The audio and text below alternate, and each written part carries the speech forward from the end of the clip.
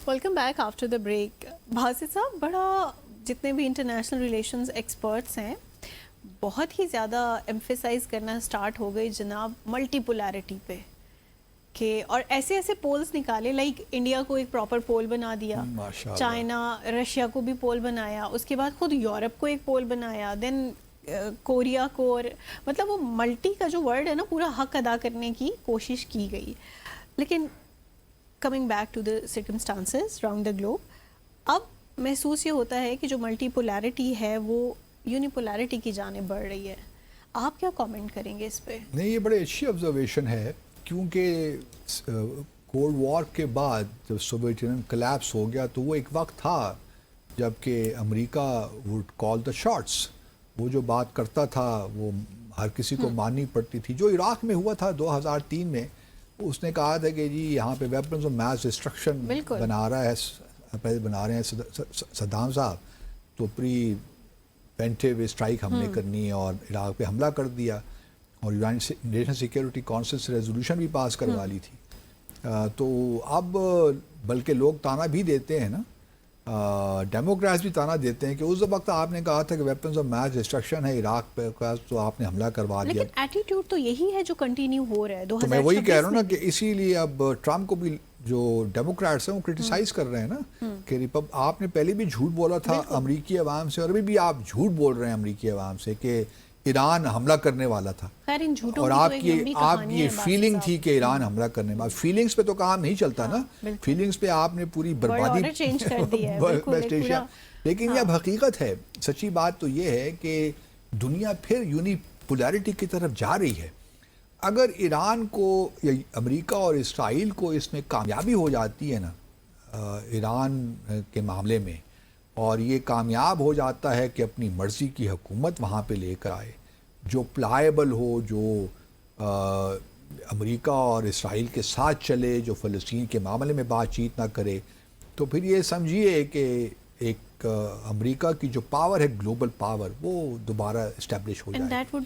मैं ये नहीं कह रहा कि फिर भी वो हर मामले में हाउ एवर प्रीपोंडरेंट कोई भी दुनिया में मुल्क अपनी हर चीज़ से मर्ज़ी नहीं थोप सकता, लेकिन एक महसूस ये होता है कि फिर अमेरिका ही हर जगह बात करेगा और उसकी बात मानी जाएगी। और ये एक बड़ा तशवीशनाक सिनेरियो बन रहा है, क्योंकि हमने देखा कि चीन ने भी कोई ख़ास इंटरेस्ट नहीं लिया, कोई ऐसी मसल डिप्लोमेसी उसने नहीं की जिससे हमें मालूम हो कि वो उम्मीदें बड़ी थी। रूस चूँकि ख़ुद इन्वॉल्व है यूक्रेन में, वो भी नहीं कर पाया। बाकी यूरोप तो ख़ुद इस वक्त अमेरिका के मतलब उनके हाथों में खेल रहा है और बहुत कमज़ोर हो गया है तो अब अमेरिका ही एक वाहिद पावर है, और उसकी जो पावर की जो बुनियाद है वो उसकी मिलिट्री पावर है मेरे ख्याल में। इकनॉमिकली चलिए उसको बहुत से प्रॉब्लम्स हैं, लेकिन जो मिलिट्री पावर है ना उसकी, वो अब एक लिहाज से आप कह सकती हैं कि वही इस वक्त दुनिया में उसी की बात मानी जाती। अब देखिए ना, मिसाल के तौर पर भारत से उन्होंने कहा कि आपने रशिया से नहीं लेना जी ऑयल, तो भारत ने फौरी तौर पे ऑयल लेना बहुत कम कर दिया, टोटली बंद नहीं किया। तो अब पिछले कल अमेरिका ने इजाज़त दोबारा, भारत जैसे मुल्क को जो कहता है कि मैं भी पोल हूँ बिल्कुल, उसने उनको इजाज़त दी कि चलिए जी आप 1 महीने तक कर लें, क्योंकि इस वक्त गल्फ़ कंट्री से मुश्किल है मामला, तो हम आपको 1 महीने की इजाज़त देते हैं कि रूस से आप इंपोर्ट करना शुरू कर दें। तो ये हालात हो गए हैं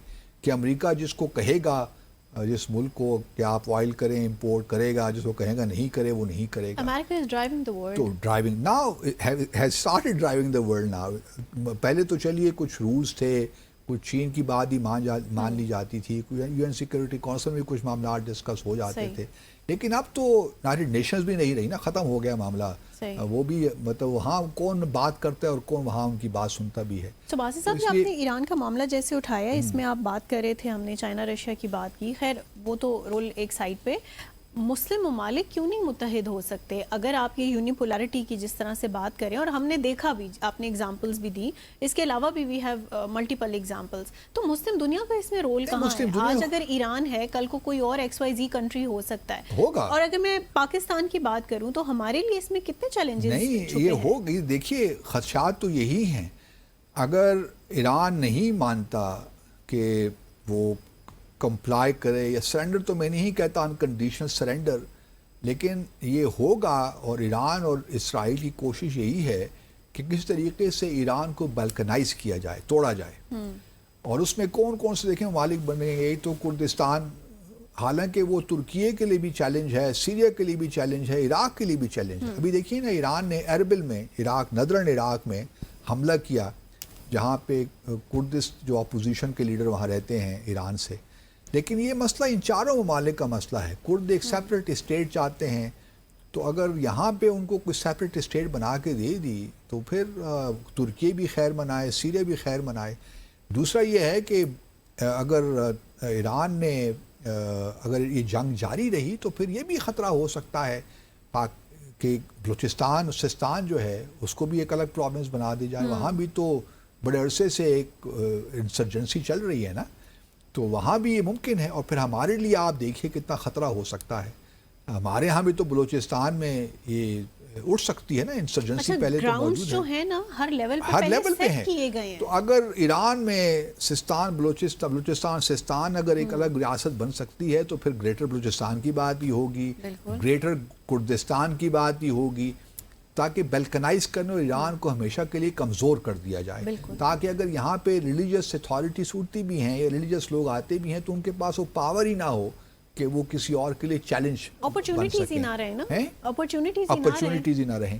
تو ہمارے لیے بڑے خطرات اس میں لاحق ہیں. تو یہ یونی پولر ورلڈ مطلب ایک لحاظ سے تو آلریڈی بن ہی چکی ہے فرینکلی اسپیکنگ. اگر آپ دیکھیے، کیونکہ وینیزویلا میں جو کیا کوئی ریسپانس چین کا نہیں آیا.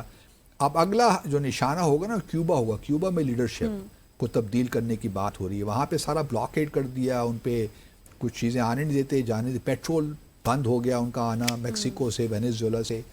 تو وہ تو اب جو ہے وہاں بھی رجیم چینج کی بات ہو رہی ہے. ویسٹرن ہیمسفیئر میں تو چلیے میں خود سمجھ سکتا ہوں امریکہ جو کچھ کرے اس کا اسفیئر آف انفلوئنس ہے، ایک سمجھا جاتا ہے. لیکن باقی دنیا میں بھی اب یہ کام شروع ہو گئے ہیں. کل کلام کو کہیں اور بھی رجیم چینج کی باتیں اور بڑی کنٹینیوٹی کے ساتھ ہو رہے ہیں نا، وہی ہے نا، not taking a break even. Absolutely. تو اس وجہ سے اب تھوڑے سے یہ بالکل لگ رہا ہے کہ uni polar world in some respects, not in all respects, کیونکہ اکنامیکلی آپ دیکھیے تو China is rising no doubt. لیکن چائنا نے اکنامیکلی بھی دیکھیے اب کوشش کیا ہوگی. اب نیا ایک تو اسٹیپ یہ ہو گیا نا ملیٹریلی. اب اکنامیکلی بھی دیکھیے یہ ہوگا کہ سب سے بڑا خطرہ جو اس وقت امریکہ کو ہے کہ کہیں ان کی جو ڈالر ہے وہ اپنی انٹرنیشنل اہمیت نہ کھو جائے. اور وہ جو لوگ ڈی ڈالرائزیشن کی باتیں کرتے تھے ان کو پہلے ٹھیک کیا جائے. تو پہلے تو یہ برازیل اور انڈیا کو بھی اسی لیے ٹھیک کر رہے ہیں نا. اور برکس بھی میں دیکھ رہا ہوں کہ آگے کمزور ہونے جا رہا ہے. صحیح. برکس میں بھی پرابلمس کریٹ ہوں گے. انڈیا خاص طور پہ برکس کو کمزور کرے گا. اور اگر چائنا یا رشیا نے ڈی ڈالرائزیشن کی زیادہ بات کی، جو گو کہ لوکل کرنسیز میں کہیں نہ کہیں ٹریڈ کنڈکٹ ہو رہا ہے، لیکن پھر بھی ابھی ڈالر کی وہ حیثیت تو باقی ہے نا، مکمل طور پہ ختم تو نہیں ہوئی. یہی پریشانی امریکہ کو یورو بھی بننے میں تھا. یورو جب بن رہا تھا تو وہاں بھی یہ پریشانی تھی کہیں یورو اس کا سبسٹیٹیوٹ نہ بن جائے، لیکن انہوں نے پھر اس کو ہینڈل کر لیا. ابھی ان کو برکس سے خطرہ ہے کہیں، لیکن میں ابھی بھی سمجھتا ہوں کہ برکس کے پاس ایک کیپیسٹی نہیں ہے، کیونکہ انڈیا یہ ہونے نہیں دے گا. چین کے ساتھ تعلقات ایسے ہیں کہ انڈیا وڈ نیور ایگری کہ چین کی کرنسی کو ہم ڈالر کے طور پہ استعمال کریں. تو اس وجہ سے ابھی حالات ہیں اس جانب جا رہے ہیں کہ جہاں ملیٹریلی تو آپ سمجھیے کہ جو 11-12 ایئر کرافٹ کیریئرز ہیں امریکہ کے پاس، 1.5 ٹریلین کا ڈیفنس بجٹ ہونے جا رہا ہے.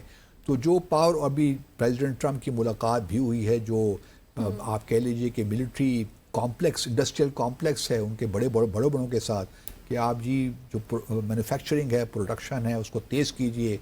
تو یہ وہ چیزیں ہیں جو کہ ملیٹریلی تو کوئی میرا نہیں خیال کہ کچھ چیلنج کر سکتا ہے امریکہ کو اس وقت. یہ الگ بات ہے کہ اگر چین براہ راست کانفلکٹ میں امریکہ سے آئے گا تو پھر وہ ایک اور لیول کی گیم ہوگی نا، ایک اور لیول کی وار ہوگی. لیکن اس وقت امریکہ جو کمزور ممالک ہیں، ڈیولپنگ کنٹریز ہیں، تیسری دنیا کے ممالک ہیں، جس کو وہ چاہے میں سمجھتا ہوں وہ چیلنج بھی کر سکتا ہے، نارتھ کوریا کے علاوہ، پاکستان کے علاوہ.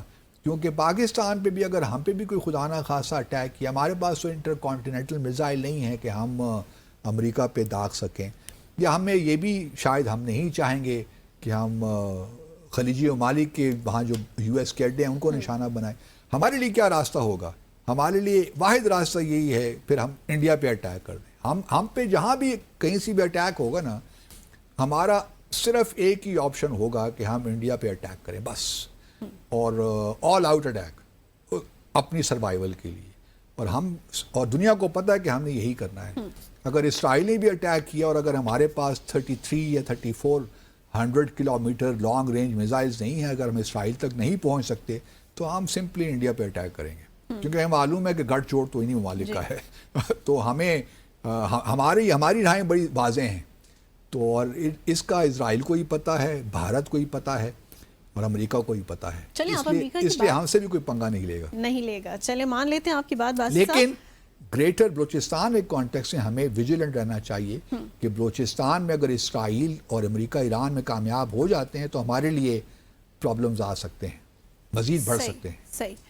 اسی کے ساتھ ہی آج کے ڈسائفر کا وقت ناظرین یہاں ختم ہوا چاہتا ہے. اپنے ناظرین کو اپنا واٹس ایپ نمبر بتائیں گے جس پر آپ اپنی تجاویز ہم سے شیئر کر سکتے ہیں، اپنے آڈیو ویڈیو پیغامات ہمیں بھیج سکتے ہیں اور سوالات کر سکتے ہیں. اٹس 031053666259 031053666259. مت بھولیے گا اپنے سوالات بھیجنا. منتہا حسن کو اجازت دیں. اللہ حافظ.